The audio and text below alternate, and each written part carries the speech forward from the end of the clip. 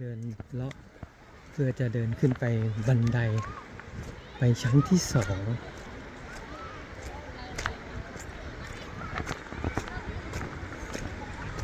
คนอย่างเยอะ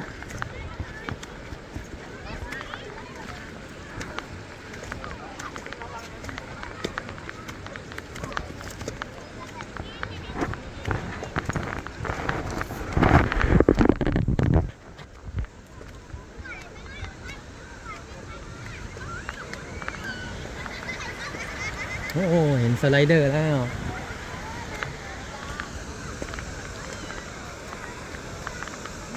ใช่ใช่ไปข้างบนเลยครับไปเล่นสไลเดอร์ มาเพื่อเล่นสไลเดอร์นี่คือบริเวณชั้น1ข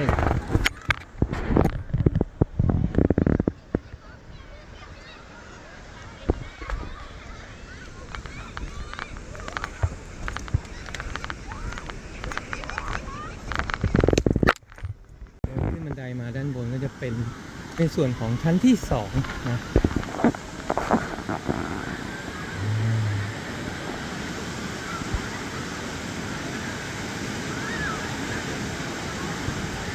ก็กำลังดูตรงนี้ก็จะเป็นร่องสไลเดอร์นะครับเผื่อใครอยากเล่น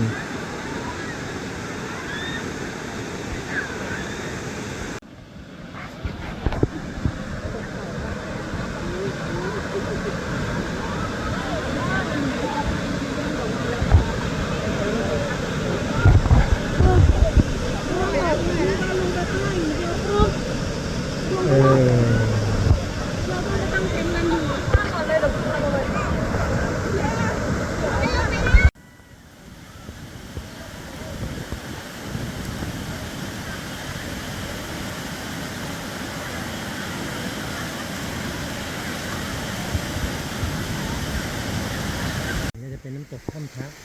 ฝั่งซ้ายมือสุดนะ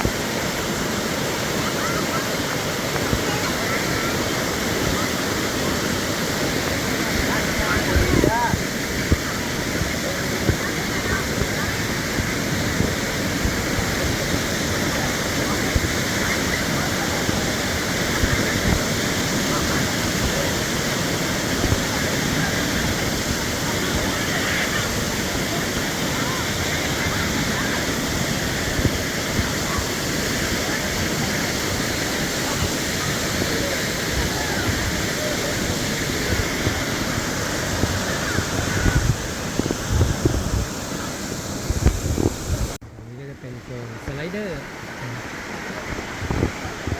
สไลด์มาตั้งแต่ตรงนี้ปุ๊บก็ลงมาตรงนี้ก็ลงร่องนี้แล้วก็ลงมาร่องนี้ร่องนี้ร่องนี้โอ้ไปถึงล่างนู่นน้องสไลเดอร์ให้ดูหน่อยดิเดี๋ยวถ่ายวิดีโอหน่อยได้อยู่ป่ะฮะ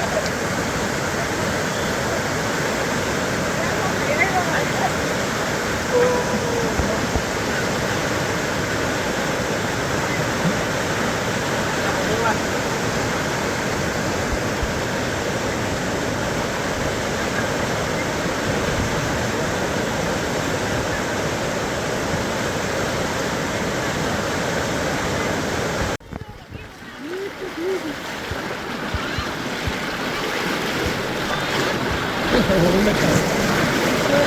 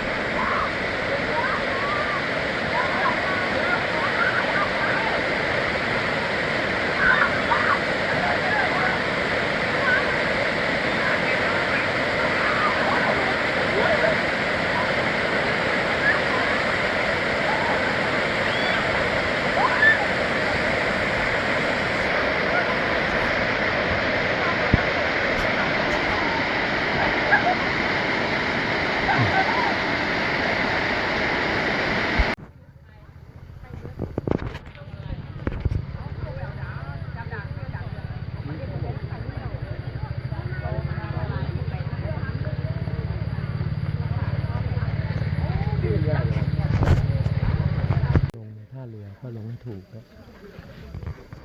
ท่าสองสีเขียวท่าหนึ่งสีฟ้าคนละท่ากันถ้าขึ้นผิดมันก็จะไปที่จอดรถไกล